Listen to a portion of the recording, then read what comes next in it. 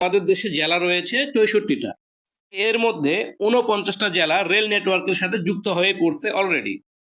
তাহলে আর বাকি থাকে কতটি? বাকি থাকে 15টি জেলা। 15টি জেলায় তাহলে কি নেই? রেলপথ নেই।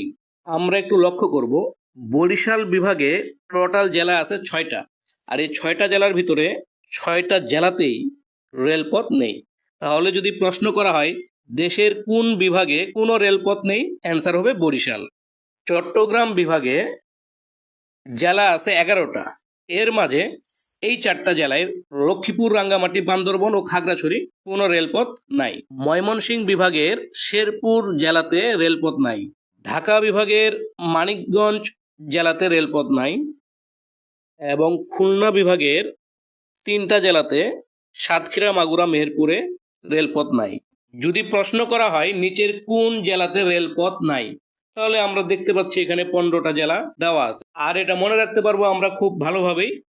আমরা ভাববো যে বরিশাল বিভাগের যে জেলাগুলো আছে 6টা জেলা, এই 6টা জেলা হলো চট্টগ্রাম বিভাগের 4টা জেলার ভিতরে 3টা, রাঙ্গামাটি, বান্দরবন, খাগড়াছড়ি তো পার্বত্য চট্টগ্রাম এমনি মনে থাকবে, 6 3 9, সাথে লক্ষ্মীপুর মনে রাখবো। ময়মনসিংহ বিভাগের শেরপুর, ঢাকা বিভাগের মানিকগঞ্জ, আর খুলনা বিভাগের হচ্ছে সাতক্ষীরা, মাগুরা, মেহেরপুর।